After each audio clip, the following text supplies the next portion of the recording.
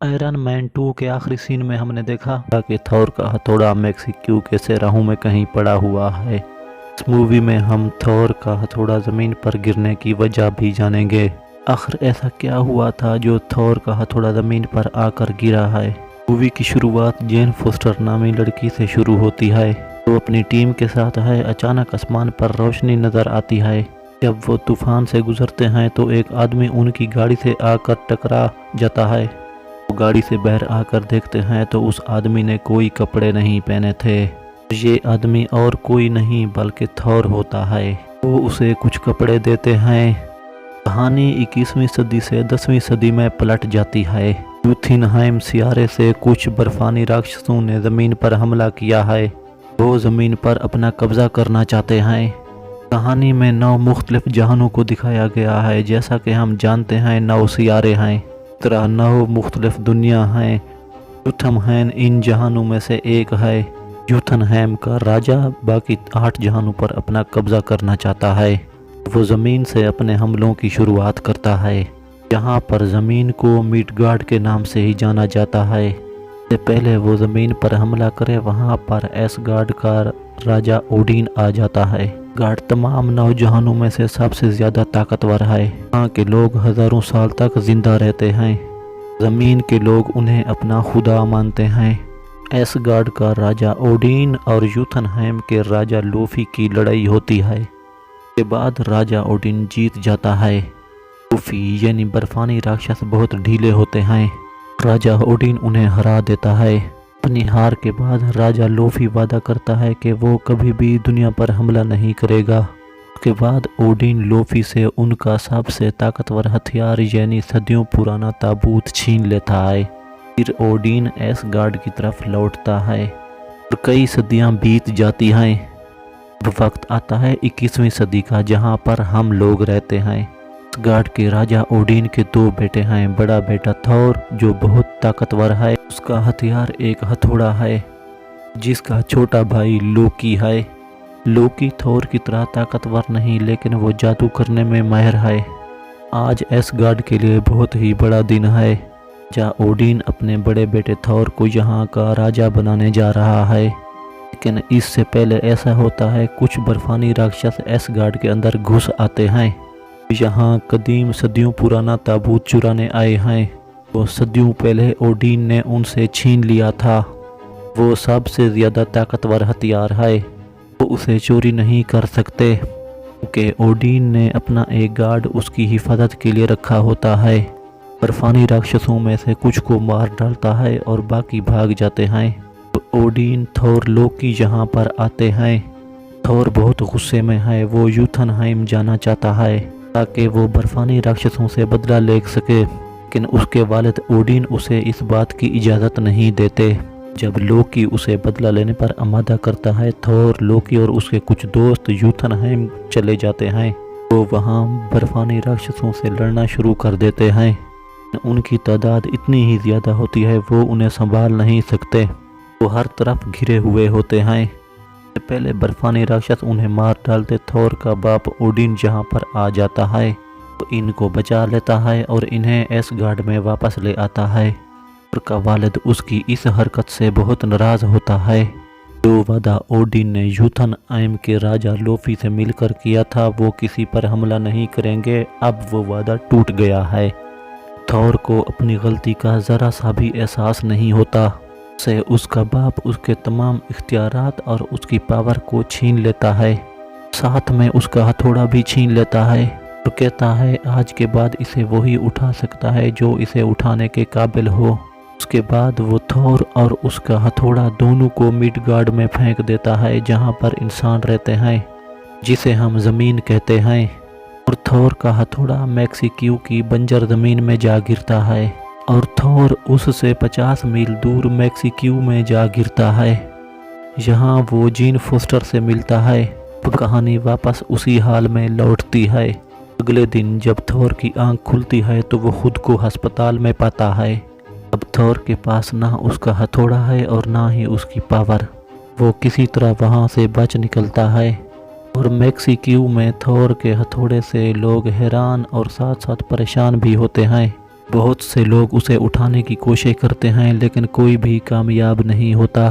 Shield کے لوگوں کو پتہ چلتا ہے آسمان سے ایک ہتھوڑا زمین پر گرا ہے، وہ اس جگہ کو سیل کر دیتے ہیں۔ اس کے علاوہ جین فوسٹر اس پورے واقعے کے بارے میں جانکاری حاصل کر رہی ہوتی ہے۔ جب شیلڈ کے افیسر کو پتہ چلتا ہے تو وہ اس پوری جگہ کو اپنے قبضے میں کر لیتے ہیں۔ اس کے بعد جین فوسٹر اس پورے معاملے کو سرچ کر رہی ہے۔ اس کا ماننا ہے کہ دوسری دنیا کا کوئی نہ کوئی راستہ ضرور ہے۔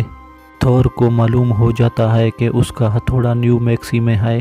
وہ وہاں جانا چاہتا ہے اور جین فوسٹر اپنی کار سے اسے وہاں لے جاتی ہے۔ وہ اس جگہ پر پہنچ جاتا ہے جہاں پر اس کا ہتھوڑا پڑا ہے۔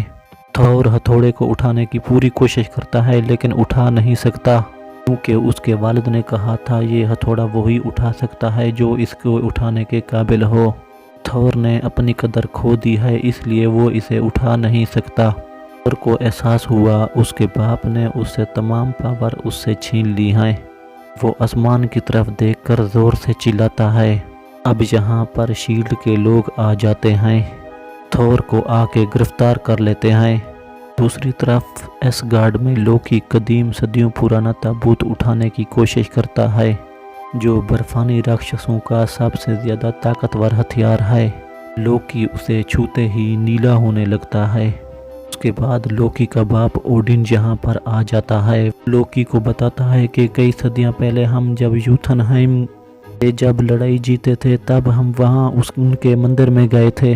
مندر میں ہمیں ایک معصوم سا بچہ دکھا، گینگ لوفی کا بیٹا تھا۔ ہم نے اس بچے کو وہاں سے اٹھا لیا اور اپنے ساتھ لے آئے، اسے اپنے بیٹے کی طرح پالا۔ اصل لوکی یوتھنہائم کا راجا ہے۔ یہ سن کر لوکی کو بہت دکھ ہوتا ہے۔ اوڈین کو کہتا ہے تمہارا اس کے پیچھے کوئی نہ کوئی مقصد ضرور ہوگا، اس لیے تم تھور کو راجا بنانا چاہتے تھے، کیونکہ لوکی آپ کا اپنا بیٹا تو نہیں ہے نا۔ اوڈین اسے سمجھانے کی کوشش کرتا ہے ایسا کچھ بھی نہیں ہے، تم میرے بیٹے ہو اور یہ سچ بھی ہوتا ہے، کیونکہ اوڈین لوکی سے بہت پیار کرتا ہے اور اسے اپنا بیٹا بھی مانتا ہے۔ اس طرح اوڈین خود کو ٹھیک کرنے کے لیے بہت گہری نیند میں چلا جاتا ہے۔ اوڈین کی طبیعت بہت خراب ہو جاتی ہے۔ وہ اپنے پہلے بیٹے تھور کو نکالنے کے بعد اور لوکی کو سچائی بتانے سے اسے بہت بڑا صدمہ ہوتا ہے۔ اس طرح وہ خود کو ٹھیک کرنے کے لیے اوڈن بہت گہری نیند میں چلا جاتا ہے۔ اس کے بعد ایس گارڈ کا راجا لوکی بن جاتا ہے۔ وہ میڈ گارڈ مطلب زمین پر تھور سے ملنے جاتا ہے۔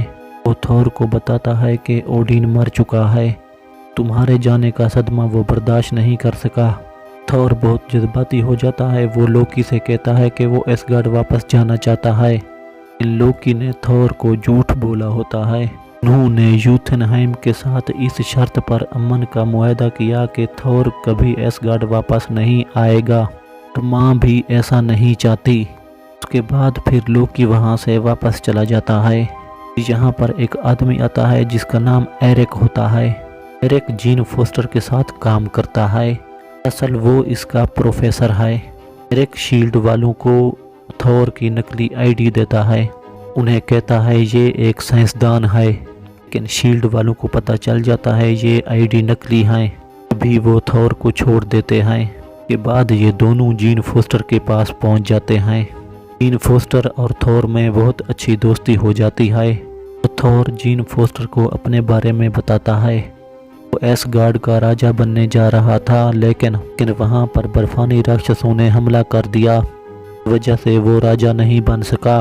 دوسری طرف لوکی کو دکھایا گیا ہے، وہ اس کے بعد قدیم صدیوں پرانا ایک تابوت ہے۔ اس ہتھیار کو لے کر ہیمڈال کے پاس جاتا ہے۔ ہیمڈال کے پاس ایک تلوار ہے جس کی مدد سے کسی بھی دنیا میں جایا جا سکتا ہے۔ وہ ان کا وفادار ہے، وہ ان کی اجازت کے بغیر کسی کو بھی جانے نہیں دے سکتا۔ لوکی اپنے صدیوں پرانے تابوت سے ہیمڈال کو برف سے جما دیتا ہے۔ اس کے بعد وہ یوتھنہائم جانے کے لیے تلوار کو اٹھاتا ہے۔ وہ وہاں پر جا کر ان کے راجا لوفی سے ملتا ہے، لوکی کا باپ بھی ہے۔ لوفی کو کہتا ہے وہ ایس گارڈ میں جائے اور اوڈین کو مار ڈالے، اس کے بعد لوکی ایس گارڈ کا راجا بن سکے۔ بدلے میں وہ لوفی کو مڈ گارڈ دینے کا وعدہ کرتا ہے جو لوفی ہمیشہ سے چاہتا تھا، لیکن ایس گارڈ میں تھور کے دوستوں کو لوکی کے ان منصوبوں کا پتہ چل جاتا ہے۔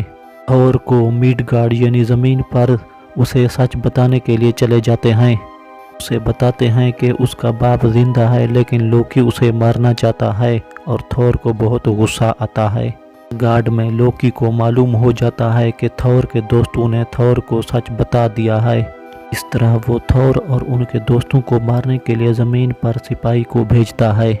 इसके बाद सिपाही ज़मीन पर आता है। वो इतना ताकतवर है कि कोई उसका सामना नहीं कर सकता। वो थोर के दोस्तों को मारने लगता है तो थोर अपने दोस्तों को बचाने के लिए खुद आगे चला जाता है। सिपाही थोर पर हमला करता है, जिससे थोर बुरी तरह जख्मी हो जाता है।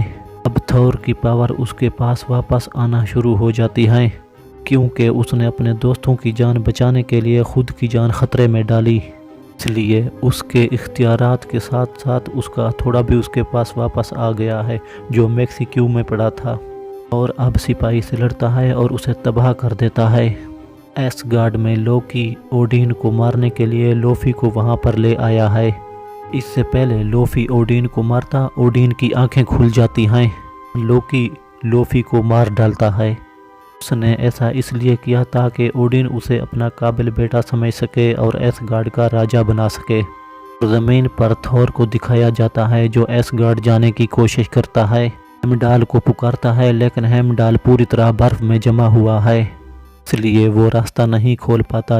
और जब थोर उसे दोबारा पुकारता है तो वो अपने आप को बर्फ की कैद से आज़ाद करवा लेता है और उसके साथियों के लिए एसगार्ड का रास्ता खोल देता है।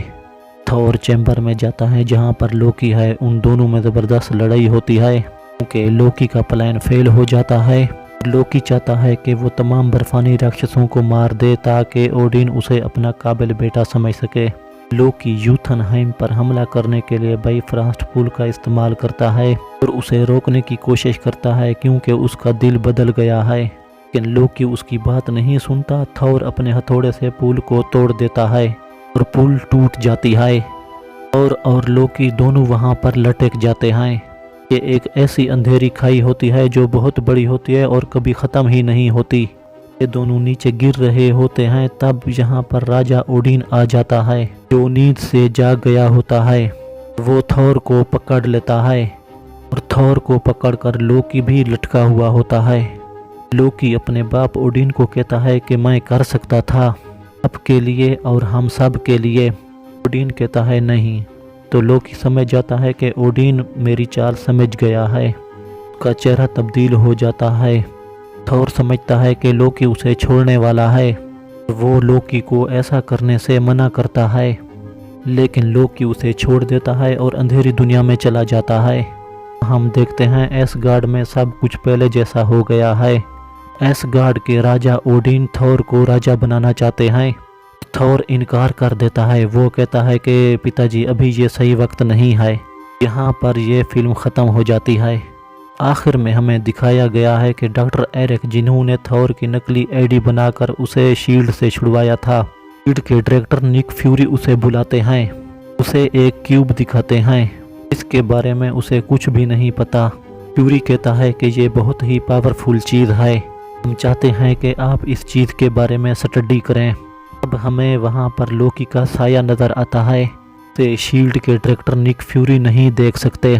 तो डॉक्टर एरिक को अपने काबू में किए हुए है, तो उसे इस काम के लिए मना लेता है, जिससे हमें समझ आ जाता है कि ये क्यूब कितना पावरफुल है और लोकी को भी इसकी ज़रूरत है। के साथ ये फिल्म यहाँ पर ख़त्म हो जाती है।